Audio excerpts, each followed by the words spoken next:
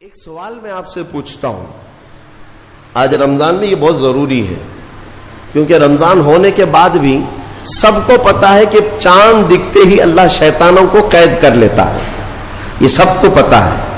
حدیث پاک میں بھی سرکش جنات اور شیطان دونوں قید ہو جاتے ہیں، ان کو قید کر دیا جاتا ہے، جب تک چاند نہیں دکھے گا یہ نہیں آئیں گے۔ لیکن جو 11 مہینے ہم بلیم ڈالتے تھے شیطان پر کہ ہم سے برائیاں ہو گئی، گناہ ہو گئی، کیوں؟ ارے شیطان ایسا کرا دیا، شیطان ویسا کرا دیا۔ اب رمضان میں کون کرا رہا ہے؟ شیطان تو ہے نہیں، پھر فجر میں سوتا کیوں ہے؟ بغیر نماز پڑھے ٹانگ پھیلائے ویسی نماز قضا کر رہے ہیں۔ کون سا شیطان تمہیں سلایا؟ ابھی تو شیطان ہے نہیں۔ ابھی بھی بہت سارے لوگ چوری کا کھانا نہیں چھوڑتے، بہت سارے لوگ جھوٹ، دغا، غیبت یہ رمضان میں بھی نہیں چھوڑتے ہیں۔ تو یہ ان کو کون سا شیطان کروا رہا ہے؟ کون سا شیطان یہ برائیاں کرواتا ہے؟ اس کے جواب کے لیے ایک چیز سمجھنا ضروری ہے۔ یہ بات تو مشہور ہے کہ ساری برائیاں شیطان کرواتا ہے، ابلیس کرواتا ہے نا؟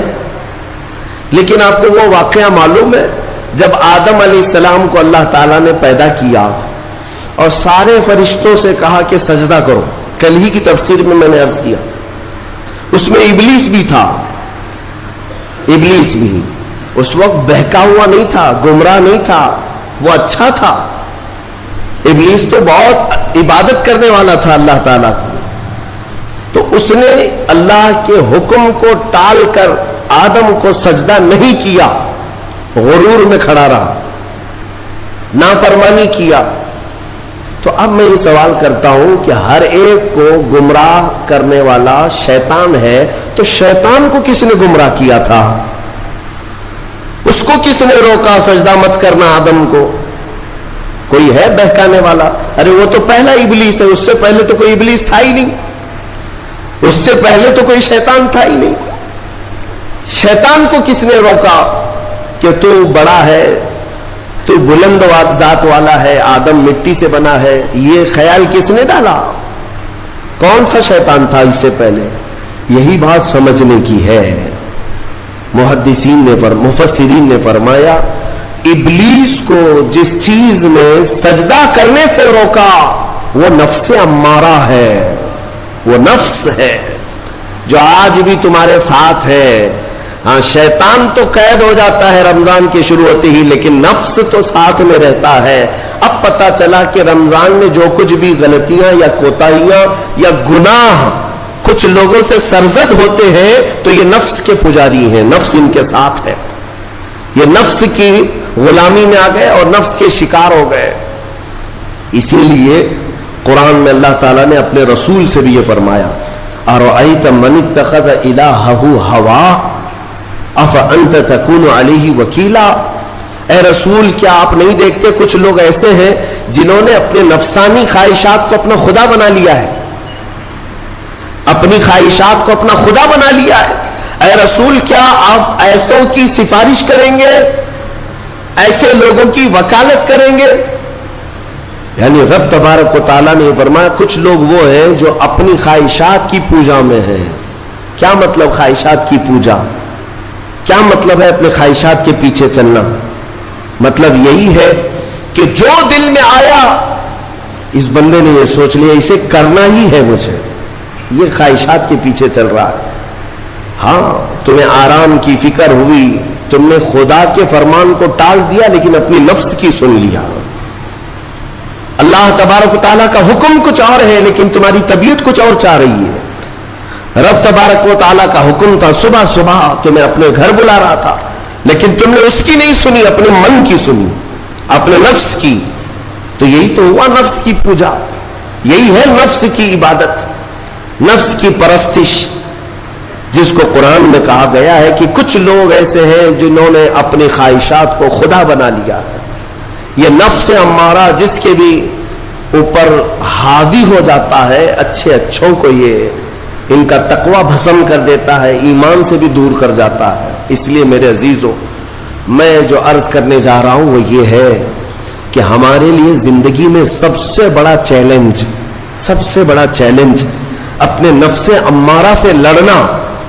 آپ کو پتا ہے رسول پاک صلی اللہ تعالی علیہ وسلم ایک جہاد سے جب واپس مدینے تشریف لا رہے تھے, وہ جہاد بہت سخت تھا, صحابہ زخمی تھے, بہت گھماسان کی لڑائی ہوئی تھی, لیکن جب واپس مدینے آ رہے تھے تو میرے آقا نے ایک جملہ فرمایا تھا, رجعنا من الجہاد الاصغر الى الجہاد الاکبر. اے میرے صحابہ, ہم چھوٹے جہاد سے بڑے جہاد کی طرف جا رہے ہیں. صحابہ نے پوچھا اس سے بڑا جہاد اب کون سا ہے یا رسول اللہ؟ میرے آقا صلی اللہ علیہ وسلم فرماتے ہیں, اے میرے صحابہ, اپنے نفس سے لڑنا اب یہ بڑا جہاد ہے, نفس سے لڑنا بڑا جہاد ہے. میرے عزیزوں, یہ خواہشات کو ہی ختم کرنا ہو, اس نفس کو اگر کنٹرول میں لانا ہو تو کیا کرو گے؟ نفس امارہ سب کے پاس ہے. قرآن میں مولا فرماتا ہے, وما ابرئ نفسی ان النفس لامارۃ بالسوء الا ما رحم ربی. کوئی اپنے نفس سے بچ نہیں پائے گا سوائے وہ شخص جس پر میرا رب رحم فرمائے. اللہ کا رحم جس پر ہو گیا وہ اپنے نفس سے بچ جائے گا. میں آپ کو ایک دعا بتاتا ہوں. حضور پاک صلی اللہ علیہ وسلم اگر دعا کرتے تھے تو اس سے آپ کو اندازہ ہو جائے گا کہ یہ کتنی امپورٹنٹ چیز میں آپ کے سامنے کہہ جا رہا ہوں. کون سی؟ حضور جب دعا کرتے تھے تو یوں کہتے تھے اللہ کی بارگاہ میں, اللہم لا تکلنی الی نفسی طرفۃ عین. اے اللہ, تو مجھے میرے نفس کے حوالے ایک منٹ کے لیے بھی مت دینا, تو اپنی حفاظت میں رکھ. حضور جب یہ دعا کرتے تھے کہ مجھے میرے نفس کے حوالے ایک منٹ کے لیے, طرفۃ عین کہتے ہیں پلک جھپکنے کے برابر, اتنے ٹائم کے لیے بھی, اے اللہ تو مجھے میرے نفس کے حوالے مت کرنا, تو اپنی حفاظت میں رکھ. سید الانبیاء جب یہ دعا کرتے ہیں تو اندازہ کرو اے مومنو, نفس کی تباہ کاریاں کیا کیا ہیں. یہ کتنوں کو ہلاک کر دیتا ہے, کتنوں کا عمل ضائع کرتا ہے, کتنوں کا ایمان ختم کرتا ہے. اب میں جو بات کہہ رہا ہوں وہ یہ توجہ سے سنو. یہ نفس امارہ جس نے شیطان کو بھی گمراہ کیا, شیطان کو بھی بہکا دیا, یہ نفس آدم کو سجدہ نہ کرنے کا جو غرور پیدا کیا, یہی نفس امارہ تھا. اس نفس امارہ کو اگر کوئی کنٹرول کرا سکتا ہے تو وہ ماہ رمضان المبارک. بس یہی ہے رمضان کی فضیلت. رمضان المبارک اس لیے تمہیں دیا گیا کہ بڑی بڑی طاقتیں تمہارے نفس کو قابو میں نہیں کر پائیں گی, لیکن رمضان کے روزے تمہیں کنٹرول میں لے آئیں گے, کنٹرول میں لائیں گے. اب سمجھ میں آیا کہ روزے کیوں رکھائے جا رہے ہیں؟ ارے گرمیوں کی شدت ہے, ادھر حلق سوکھا جا رہا ہے, پیٹ پیٹ سے لگ جاتا ہے. ان لوگوں کو پوچھو روزہ کیسا ہوتا ہے جو مزدوری کرتے ہیں, ان لوگوں سے پوچھو جو دن بھر کام کاج کرتے ہیں. میرے عزیزوں, روزے رکھنے کے بعد کیا رب تبارک و تعالی کسی کو اس کی طاقت سے زیادہ تکلیف دینا چاہتا ہے؟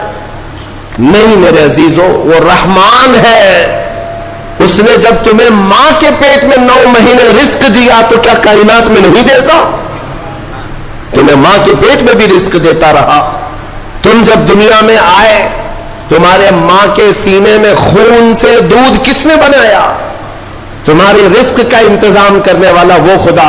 اگر تمہیں حکم دیتا ہے کہ صبح سے لے کر شام تک بھوکے رہو تو یہ اس کا ظلم نہیں بلکہ یہ عین کرم ہے, اللہ تبارک و تعالیٰ کا رحم ہے تم پر کہ وہ مولا ہماری اصلاح چاہتا ہے کہ ہمارے اندر تقوی آ جائے, جسم میں بھی اور روح میں بھی.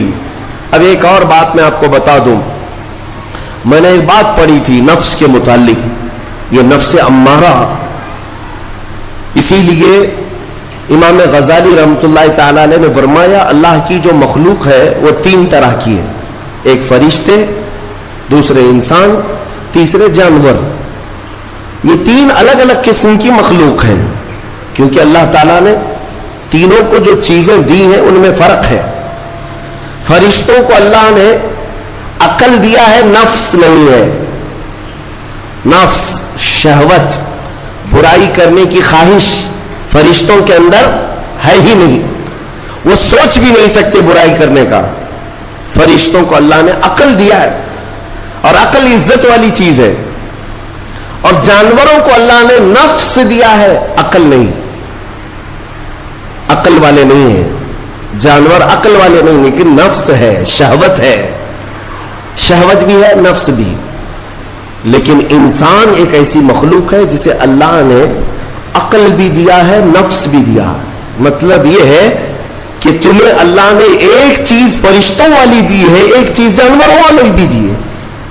دونوں تمہارے اندر ہے، عقل بھی ہے، نفس بھی ہے. لیکن امام غزالی فرماتے ہیں توجہ، جو بندہ نفس ہونے کے باوجود گناہوں سے اپنے آپ کو بچا لیا، وہ بندہ فرشتوں سے بھی افضل ہے. کیوں؟ فرشتے اس لیے بچے ہوئے ہیں کہ ان کے پاس نفس ہے ہی نہیں، اور تم بچ رہے ہو تو کمال کی بات ہے. نفس ہوتے ہوئے بھی گناہ سے بچ گیا تو اس انسان کا مقام فرشتوں سے بھی اعلیٰ ہے. لیکن ساتھ ہی امام غزالی یہ بھی فرماتے ہیں عقل ہونے کے باوجود اگر گناہوں سے نہیں بچتا تو پھر وہ جانوروں سے زیادہ ذلیل ہے. کتے اور خنزیر سے بھی گیا گزرا ہے، کیونکہ جانور تو بیچارہ معذور ہے، اسے عقل نہیں ہے، نفس ہے. تمہارے پاس عقل ہے، اس کے باوجود حرام کاریاں کر رہے ہو تو جانوروں سے زیادہ گر گئے. فیصلہ تمہارے ہاتھ میں ہے کہ تم کون سی زندگی گزارنا چاہتے ہو. کون سی؟ کہ تم نفس کے پجاری بن جاؤ یا عقل کا صحیح استعمال کر کے فرشتوں والی صفات پر عمل کرو. عزیزان گرامی وقار، نفس اور عقل یہ جو دو چیزیں ہیں ان کو میں آپ کے سامنے تھوڑا سا کھول کر کے عرض کرتا ہوں. عقل جو ہے عزت والی چیز ہے، جسے بھی دی گئی ہے وہ عزت والا ہے. کیوں عزت والی ہے یہ عقل؟ پوری دنیا میں عقل کا ہی تو کمال ہے. جس کے پاس عقل ہے وہ بادشاہ ہے، جس کے پاس عقل ہے وہ لوگوں کو ہانکتا ہے، پوری دنیا کو ادھر سے ادھر کر سکتا ہے. عقل. اور نفس جو ہے، نفس برائیوں کی طرف بلانے والا، عیاشی کی دعوت دینے والا، موج مستی کرانے والا اور اپنے آپ کو تباہ کروانے والا. اچھے بھلے نوجوان 25 سال کی کڑیل جوانی ہے، کون ہے جو انہیں نشے کے اڈے پر لے جاتا ہے؟ کون ہے جو ان کو تباہ و برباد کرتا ہے؟ نوجوان کو اچھی طرح سے معلوم ہے کہ میں کوکین، افیون، ہیروئن لوں گا تو میرے جسم کے ساتھ کیا ہوگا، اسے معلوم ہے. لیکن اس کے باوجود عیاشی کروانا یہ نفس کی عادت ہے.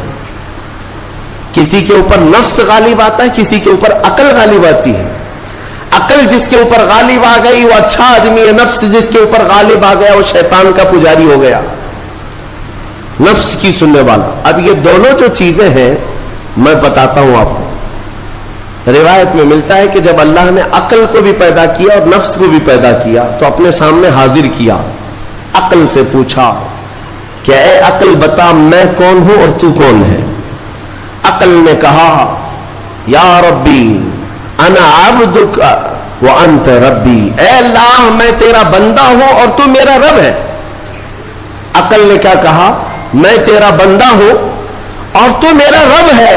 اللہ نے عزت سے نوازا، اقرار کیا نا بندہ ہونے کا. عقل نے اقرار کیا. پھر نفس کو بلایا، نفس سے پوچھا بتا میں کون ہوں اور تو کون ہے؟ نفس نے کہا انت انت انا انا، تو ہے میں ہوں. یہ غرور تھا نفس کے اندر، یہ گھمنڈ تھا نفس کے اندر کہ میں ہوں. نفس جس کے اندر غالب آتا ہے وہ آج بھی یہی کرتا ہے، میں ہوں، کسی کے سامنے کیا جھکنا ہے. تو حکم ہوا کہ اس نفس کو 100 سال جلایا جائے. 100 سال جلایا گیا، اس کو عذاب دیا گیا. نفس کو 100 سال بھگتنے کے بعد، آگ کی تپش بھگتنے کے بعد اسے پھر لایا گیا نفس کو. اللہ تعالیٰ نے پوچھا اے نفس بتا میں کون ہوں اور تو کون ہے؟ نفس نے کہا انت انت انا انا، تو ہے میں ہوں. غرور نہیں ٹوٹا، گھمنڈ نہیں ٹوٹا. حکم ہوا اللہ کی طرف سے فرشتوں کو اس نفس کو اب 100 سال تک بھوکا اور پیاسا رکھا جائے، کوئی چیز نہ دی جائے. اسے سخت سزا دی گئی. بھوک اور پیاس کی نفس کو کوئی چیز نہیں دی گئی. 100 سال کے بعد پھر اس کو حاضر کیا گیا، پوچھا گیا بتا کون ہوں میں؟ نفس نے کہا اے اللہ تو میرا خدا ہے، میں تیرا بندہ ہوں۔ فرمایا بزرگوں نے کہ نفس کو اگر کوئی جھکا سکتا ہے تو وہ بھوک ہے، اسی لیے مولا نے رمضان کے روزے تم پر فرض فرمایا۔ نفس کو جھکا سکتے ہو، نفس کو کنٹرول میں لا سکتے ہو تو بھوک کے ذریعے سے۔ ہاں، یہ بھوک اور پیاس یوں ہی نہیں دی گئی ہے۔ دنیا اگر سمجھتی ہو کہ مسلمانوں کو یہ بھوکا اور پیاسا رکھوایا جا رہا ہے تو انہیں کیا خبر ہے کہ روح کسے کہتے ہیں، نفس کسے کہتے ہیں؟ جو آلریڈی غلاظت میں پڑے ہوئے انہیں کیا سمجھ ہے؟ لیکن الحمدللہ ہمارا تصور ہے آخرت کا، ہمارے ہاں تصور ہے جنت کا، ہمارے ہاں تصور ہے جہنم کا، اللہ کی بارگاہ میں حساب کا۔ اس لیے ضروری یہ بن پڑتا ہے کہ ہم اپنی دنیا میں ہی اصلاح کریں۔ میرے عزیزوں، اس نفس کی جو تباہ کاریاں ہیں اس سے بچنا ہر نوجوان کے لیے ضروری ہے۔ تم روزوں کو ہلکے میں مت لو۔ اس سے پہلے بھی میں کہا کرتا تھا، آج پھر سے میں ریپیٹ آپ کے سامنے کہتا ہوں، مسلمان کے لیے روزے جو فرض کیے گئے آپشنلی نہیں ہے میرے عزیز، یہ آپشنلی نہیں ہے، اختیاری نہیں ہے، جسے چاہے وہ رکھے، جسے چاہے وہ چھوڑے۔ ہاں، ہمارے یہاں معاشرہ ایسے ہی ہے نا۔ ہاں، صبح اٹھ کر کے لوگ پوچھتے رہتے ہیں روزہ ہے، روزہ ہے؟ کیوں پوچھ رہے روزہ ہے؟ مسلمان ہے تو روزہ فرض ہے، روزہ فرض ہے۔ اگر میں آپ کو پوچھوں اچھا لگے گا؟ انسان ہو اچھا لگے گا، سامنے دکھ تو رہا ہے انسان ہے، پھر کیا پوچھنا ہے؟ مسلمان کے لیے روزہ ایسا ضروری ہے جیسے اس کے لیے انسان ہونا ضروری ہے۔ وہ روزے چھوڑتا کیوں؟ ہاں، چند ہی چیزیں ہیں جہاں تخفیف دی گئی ہے شریعت میں، وہ سفر ہے یا مرض ہے، ایسا مرض کہ جس سے وہ نہیں برداشت کر پاتا، اس میں اللہ تعالیٰ نے اسے چھوٹ دی ہے، رخصت دی ہے، یا حاملہ عورت ہے، یا دودھ پلانے والی عورت ہے، یا پھر اب بہت سارے لوگ ایسے ہیں جو ہٹے کٹے ہیں، تندرست ہیں، توانا ہیں، روزے چھوڑے ہوئے ہیں۔ میرے عزیز، سب ہونے کے بعد اگر روزہ چھوڑنے کی کسی کو رخصت ہے نا، تو وہ صرف ان عورتوں کو جن کی ماہواری آتی ہے مہینے میں یا بچے کے بعد، حیض و نفاس والی عورتوں کے لیے روزہ نہیں ہے۔ تو میں ان لوگوں سے پوچھتا ہوں، کیا تمہاری بھی ایسی کیفیت ہے جو تم روزہ چھوڑے گھوم رہے ہو؟ ناپاک ہو؟ ناپاکی آئی ہے؟ نہیں ہے تو پھر کیوں روزہ چھوڑتے ہو؟ ایک روزے کو چھوڑنے کی سزا حدیث میں بتائی گئی 900 سال دوزخ میں رکھا جائے گا۔ 900 سال۔ اب کیلکولیٹ کرو، اگر تمہاری زندگی کے روزے قضا ہیں تو کتنے 100 سال جائیں گے۔ اسی لیے میرے عزیزوں، جب تک طاقت ہے روزے فی الحال کے رکھو ہی رکھو، اگر پیچھے کے چھوٹے ہیں تو اسے بھی پہلے کمپلیٹ کر لو، ورنہ قیامت کے دن کی سزائیں نہیں برداشت کر پاؤ گے، بھگت نہیں پاؤ گے۔ یہ ہم جو بار بار کہتے ہیں آپ کے روزہ رکھنے سے میرا کیا ہے، ہم تنبیہ صرف اس لیے کرتے ہیں کہ قیامت کے دن اللہ تعالیٰ کے عذاب میں گرفتار نہ ہو جاؤ، عذاب میں گرفتار نہ ہو جاؤ۔ اور ہمارے بزرگوں نے ہمیں تعلیم دی ہے کہ اللہ تعالیٰ جب 11 مہینے کھلاتا پلاتا ہے اور وہی مولا 1 مہینہ اگر حکم دے تو یہ کس قدر بندے کی ناانصافی ہے کہ اپنے مولا کے حکم کو پیٹ پیچھے ڈالتا ہے اور پھر کھاتا پیتا رہتا ہے۔ کیا اسے اپنے رحمان کی رضا کی اتنی بھی فکر نہیں ہے کہ یہ میرے مولا کی رضا ہے روزہ؟ اسی لیے تو اس مولا نے فرمایا روزہ میرے لیے ہے اور اس کی جزا کچھ نہیں، میں خود بندے کا ہو جاؤں گا۔